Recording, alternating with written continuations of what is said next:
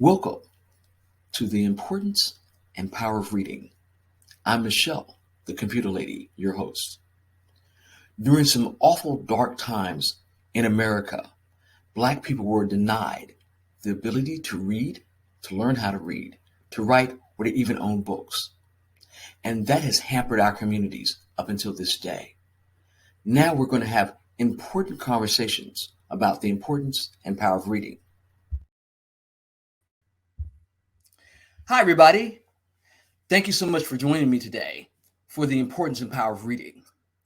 Now, I always tell everybody, because we have to allude to the fact that we were enslaved people here in the United States and across the world.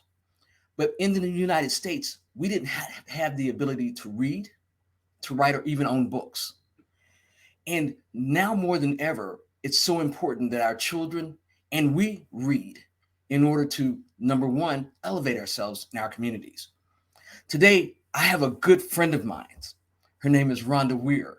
And I'm going to give her flowers up front because if it had not been for Rhonda, I would not be Michelle the Computer Lady because she spurred my love of not only reading, but getting into technology.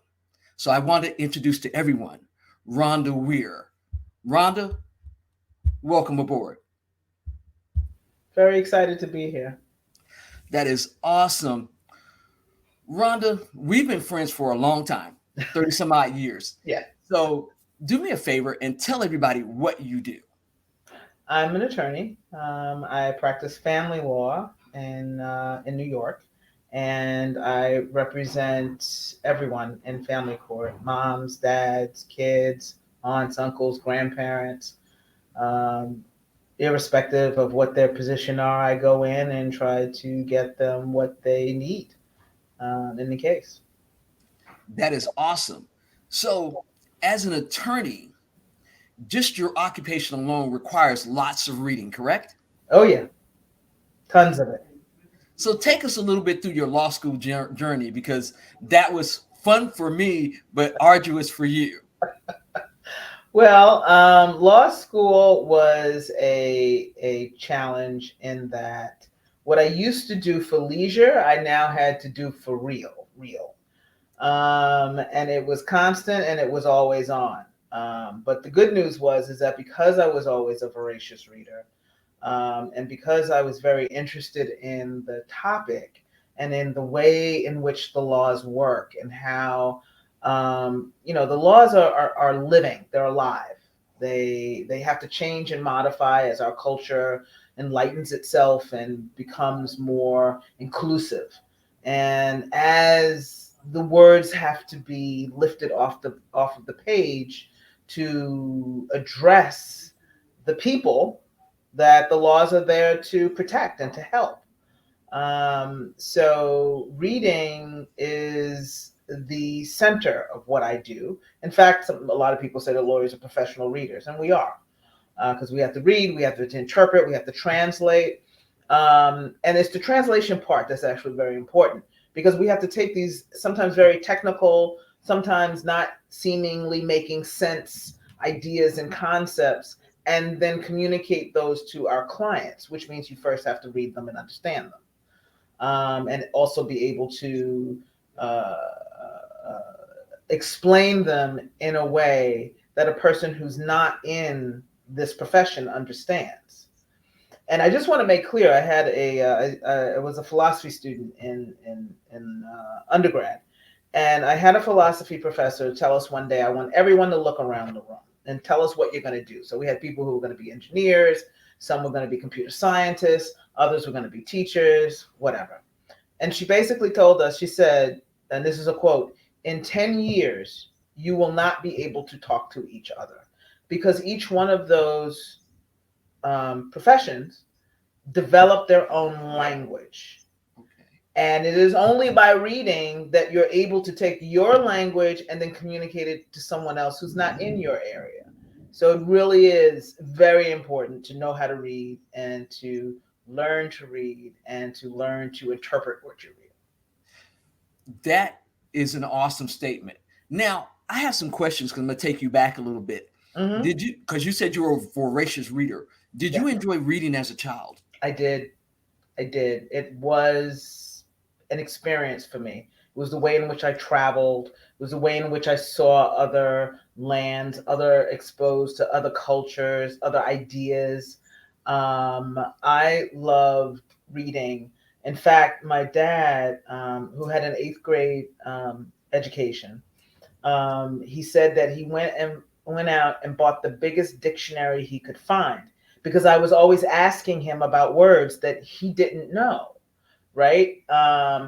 And so we would have to get out the dictionary and he would look it up, and then we would sit there and we would both learn a new word, you know. And I just want to be clear, my father went to the eighth grade. He was raised in Barbados. And at the time that he was coming up, eighth grade was it if you weren't going to be a lawyer or a doctor or a teacher. You know, if you were going to be a carpenter or an electrician or something like that, eighth grade, that was high school. That was it. And everyone else went on to college. So, you know, he is a very smart man. And that's the way he handled having to deal with a kid who just ate up every book she could find. You're muted. I can't hear you. That is awesome. Okay. Now, number one, what was your favorite book as a child? Science fiction. Isaac Asimov is one of my favorite writers.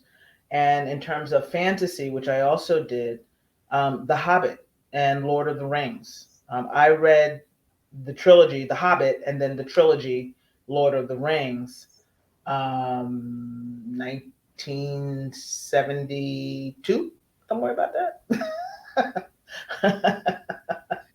um, and Isaac Asimov is a science fiction writer at the time, and so Childhood's End, Foundation, which I think it was Apple had it did the series Foundation finally, like 2 years ago or something like that. I'm waiting anxiously for the next season. So, Yeah. being that you've always been a voracious reader and you were reading in advance, who were the people that were influencing you as far as your reading? Was it mom, dad, a teacher, a My parents. mentor? Full stop. My parents. If if if there was a book in the house that I hadn't read, um, they were like, okay, here's the next one. All right, here's the next one. All right, here's the next one. So it wasn't. There was never a moment where I did not have a book, or they wouldn't go get a book available for me, or take me to the library, or let my aunts know that you want to get her something, get her a book, because she's just gonna sit in the corner. Just get her a book. So it was hands down. I was expected to read. I was expected to do my homework. It was expected that I was going to go to college. There wasn't, there was never any, there wasn't a choice. Why not put it that way? you know? So, yeah, my parents. That is amazing. Now, what's your favorite book as an adult? My favorite book as an adult. Well, I did start at still science fiction, fantasy. Octavia Butler. She's a Black woman. She's a librarian. She wrote a series of science fiction fantasy books. She passed away a few years ago, and I think I saw Kindred. Hulu had just done a Yes, series based on her book. So those are still my kind of go-tos, and that's the last really favorite that I got into. I mean, I read the Stephen Kings and some of those types of books, but really the science fiction fantasy ones, and more sci-fi, not the manga that some of the kids have. Those are more like cartoons for me. but a little too young. But yeah. So now you have a son. Yes. And how do you encourage him to read? Because a lot of times in our communities, boys don't tend to read. So how do you encourage, how do you push him along to read? We read with him. We read to him. We've been reading to him since he was, born, literally. There's a book, there are pictures of him as a little baby and us with a book, and, we're reading to him. And we continue to read to him, even though now he's 7. He can read, and we encourage him to read, and we sit with him while he does read and have him read to us now. This is the way it goes. So even if it's like, oh, I don't feel like reading, fine. I'll read a paragraph, you read a paragraph. I'll read a page, you read a page. And that is now his routine. So every day, even his care provider, that's part of his afternoon routine, is he has to sit down and read. Sometimes it's a page, sometimes it's 2 pages. And just the other day, in fact, his caregiver came to us and it's like he read the whole book. He didn't want to stop. And that's the way it's done. And there's no shortcut, and there's no magic, there's no app. There's no Sitting down with your child to read with them is probably one of the most bonding experiences that you can have with your child. So we that's it. There's no way around that. You just sit down, you're next to them, you read to them, they read to you. I love it. Now, we're going to take a small commercial break and we'll be right back for the importance and power of reading. Stay tuned.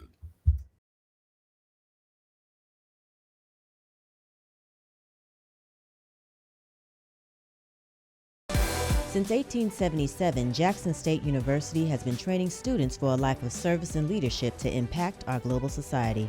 Ranked among the best HBCUs in the country, Jackson State University offers 47 undergraduate, 37 master's, 1 specialist, and 13 doctoral degree programs.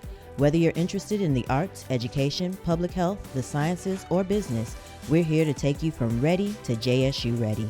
Visit jsums.edu and apply today. Hi, I'm Michelle the Computer Lady, author and children's book publisher of the Mommy Readers Collection series of books. Well, we know how important it is for us to read, but we also know how important our public hospitals are. We're here in Atlanta. My public hospital is Grady. They saved my life. And I would like to give back, and I need your help to do so. I've created a new fundraiser called Building Towards Our Future.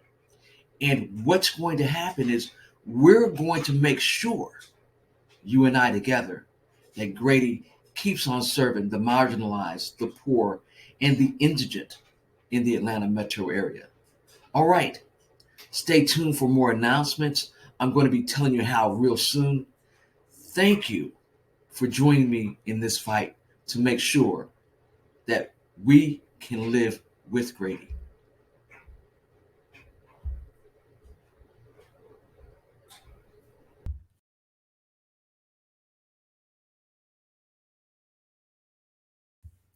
Thank you for joining us for the importance and power of reading. I have my guest with me today, Rhonda Weir.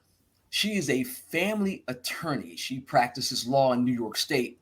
And we've been talking about not only our books, but talking about how to engage our children in reading. And she says, poignantly, we must read with and to our children, and they must read to us in order for this cycle to be effective.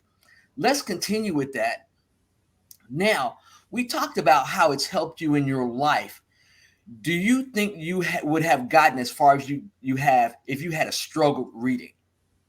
If I had a struggled reading, with the proper support, yes. Struggle just means you just need a little nudge here, a little support there. It's kind of like, if someone has a broken leg, to use an extreme example, it's not that they can't move. You just got to properly support the leg and give them a crutch, and they keep on moving. Because what we do know is that the fastest way to heal is to keep moving. Exactly. So you just got to provide the support and keep moving. And you know, and I will talk about my son. He does have a reading delay, and the only way that we addressed that was to support him in his reading. So, you know, if we had to create, for example, part of what happens is that the lines on the page can get jumbled. The connection between his eyeballs and his brain jumbles the lines. So, one of the supports is to cover all the other lines on the page so that he can just focus on the one line at a time. And he's not using that support anymore because he's built up, you know, that muscle. Um, you know, Being what able to people don't follow line realize for is the line now. brain is a muscle, and you can train it and you can build it in all kinds of ways, in every kind of way. So providing the support. So yeah, if I had struggled, I have no doubt, knowing my parents, that I would have had the support that I needed. You know, if I wasn't just a voracious reader, I would have had it. And that's the way you help struggling readers. Now, because you deal with family law and you deal in family court, Mhm. what do you think about the state of literacy among our children today? It's I mean, it's very frustrating, and what gives me pause is that it's hard to put in rated G terms. I'll put it that way. It's kind of disgusting that the richest country on the planet has the literacy rate that it does. It's unacceptable. We've known it for forever. We know what the solutions are, and we don't put the resources to it. So you can't have 27 children in a classroom and expect them all to get the attention that they'll need in order to succeed, right? They're all going to be on a range. There will be some that, like me, are voracious readers, so you really don't have to worry about. And then there's some that'll be like my son that you need to give a little more support. And there might be some above and below and in between. But you know, you have one teacher in a room full of 27 kids, you might lose the ones who need that extra help, and you might even lose the ones who don't because you can't keep them challenged enough because you got 27 kids in the room. So yeah. So, in that, because we know that the teachers are overwhelmed and stressed, and I know that girls, you know, we both are females, and I've been reading since I was 2, and you've been reading since you were young as well. But boys have a harder time quieting their mind and getting in quiet spaces. So how can we help our boys read better? What materials, or how can we direct parents to help them with this crisis that we have right now? So I'm going to sound like a broken record. We have to read to them. We have to read with them, and we have to have them read to us. You know, Actually, you're not a broken record. I wanted you to repeat it because people aren't getting it until they get it. We have to have these types of conversations that say, this is the line. this is it. This is it. There's nothing more. There's no magic sauce. There's no magic potion. There's no app. We have to read to them. We have to read with them, and we have to have them read to us. That Now, is that's the, now, that's the mixture. That's the magic. exactly. And that's what makes me excited, because you've been reading to Kai since he was born. Yeah. Yes. And so you were already building his number one love of reading, but his vocabulary skills along with that. Yes. Because what he hears is what he will repeat. What he sees is what he'll model. And that's why it's so important. And, you know, for me, talking to you, and we've been, you know, like I said, we've been friends for years, but you gave me a gift as well. And the gift of learning technology, because even though you're a lawyer, you were already back then, and Rhonda's a little younger than me, already pushing forward in technology, because you developed some of your own software for the law practice that you have. Am I correct? Yes, that's correct. Yeah. So you're very well versed, well rounded, and you're an intellectual in your own right. And I know that you like push back on me on that, but you have to accept it, because as you said, and as your instructor said, and you quoted, you all have your own language within your occupation. Yeah. And reading is how you bridge it. And the fact that you can explain it so adeptly for people to get it is what makes me smile. And I'm proud to have you as a friend and like family. So yes, now, definitely family. what books does your son like, or what books did you introduce him to? Because you Cars, like sci-fi, but trains, cars, trains, cars, trains, buses, construction vehicles, cars, trains. yeah. All the things that he would be engaged in, like, because what I know about boys is the fact that they need to solve problems with their reading. A lot of times they don't read just for fun, but they are looking to have solutions that they gather or they get from reading. So right. And I just, now, I'm sorry to interrupt, but I just want to make it's another point I want to drive home. So, like you said, I developed my own software for my law practice. It was a case management system. I recently had to redesign it with another app, because now that everything, when I initially coded it, everything wasn't on the internet. So everything was on desktop based, and I had to move a file from one computer to the other. And then when I went to go online with it, I needed to develop something else in a different application. Okay. I didn't go back to school for any of this, but I had to learn how to program in these different types of apps by reading.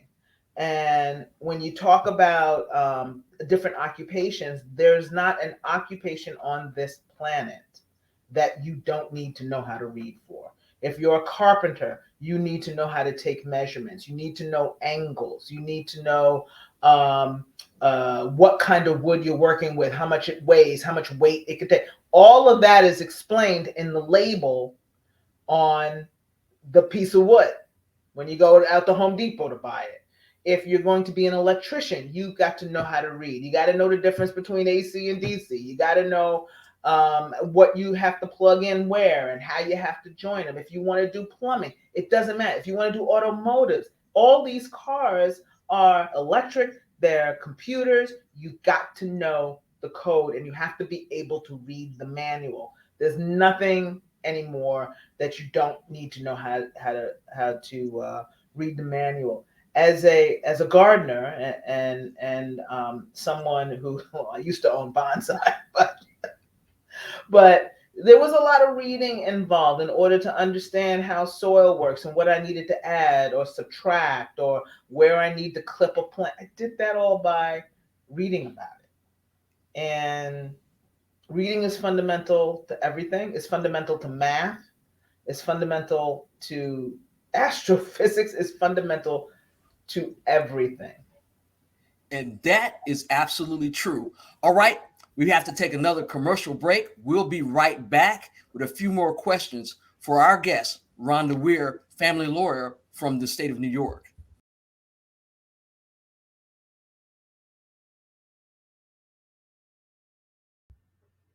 Welcome back to our segment on the importance and power of reading.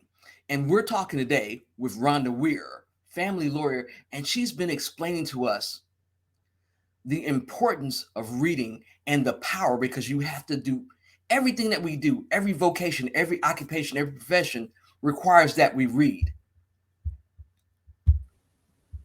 So, Rhonda, what guidance would you offer parents of boys and girls to ensure that their children read well, like our parents gave us? Read to your child, read with your child, have your child read to you. As boring and mind numbing as cars, trains, construction vehicles are to me. They are what excite my son. So I'm on the lookout wherever I go, on books, magazines, whatever, about cars, down to the detail. So focusing him on, okay, well, how many cylinders does this car have? How much horsepower does it have? You know, how much does the gas tank hold, and how far will that gas get you? Or what is that electric technology that now Tesla has in it? Where does it come from? How do you do it? So finding anything that explains that in writing and giving it to him, that's his interest. And with that, I hope to keep him excited about reading. With that, I hope to keep him interested in reading more and further and other topics. But I do have to say, I can't explain enough. I can't describe the feeling of sitting next to him and reading with him and having him read to me and really experiencing and rejoicing in his joy when he struggles through a word and he gets it. There's nothing, it's just nothing better. So read to your child, read with your child, and have your child read to you. And also find out what their interests are. Yes. Because that's important, especially with boys. You have to make sure you're gravitating them towards what they're interested in, because once they get it and they gravitate toward it, there's no stopping. Now, STEM is big, and STEM is a big buzzword now because I'm in STEM and you are also in STEM, science, technology, engineering, and math, being able to code your own software, and I teach computer hardware repair. So since it's the future, how can we help our kids learn STEM, science, technology, engineering, math, and STEAM, the art addition to it? And how can we incorporate this in their thirst for knowledge? So STEM is now. It's not in the future. It's right here. It's right now. It's all over. Kids are being handed tablets in school. The weird thing about the pandemic, the silver lining, is that it really propelled this technology into the hands of people of color, brown folks who wouldn't have had access before, right? Because we know that tablets and these computers were being handed out in all kinds of schools, but not in our schools, right? But they had to do it. So it's now, it's here. Again, STEM science is reading. You have to be able to describe your world. That's what scientists do. They describe our world. They explain the way things work and interact in our world. Engineering, they describe how things move and how forces work together or pull things apart.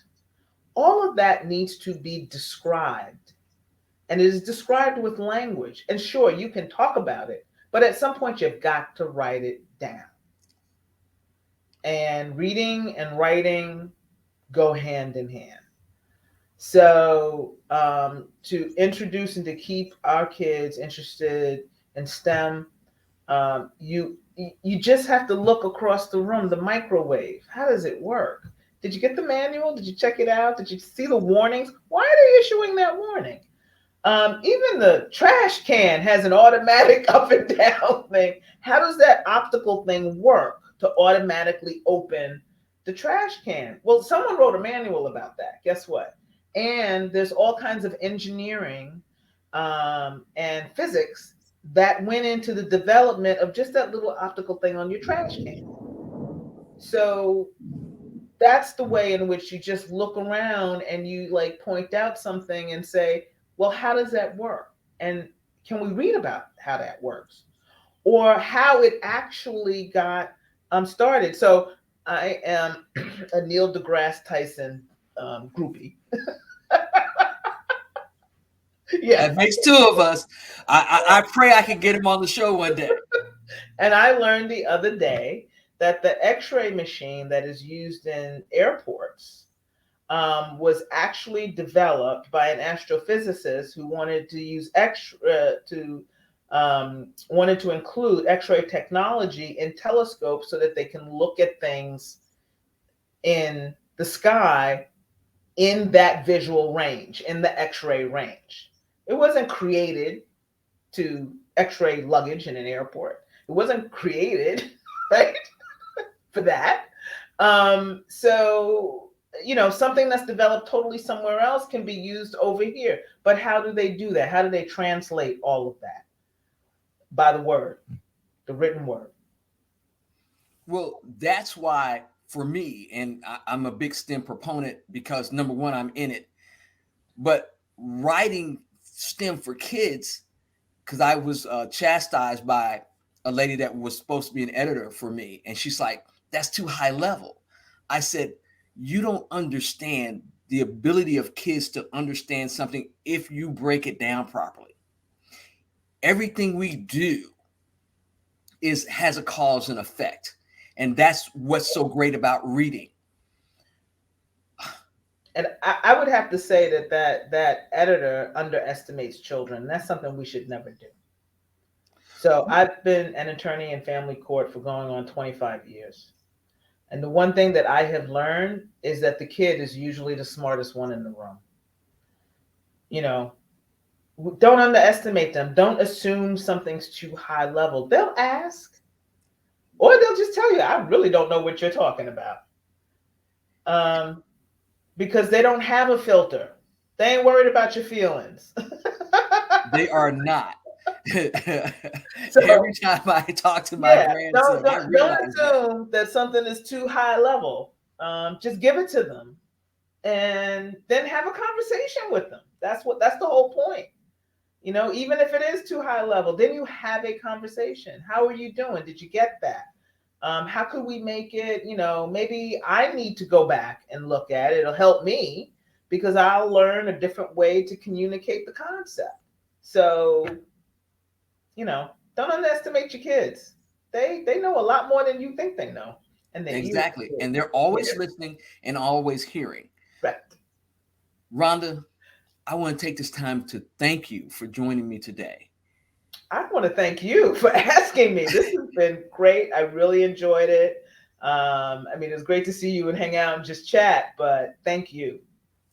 Well, there's so much to give, and I know this conversation is going to elevate our generation and us as parents. Mm-hmm.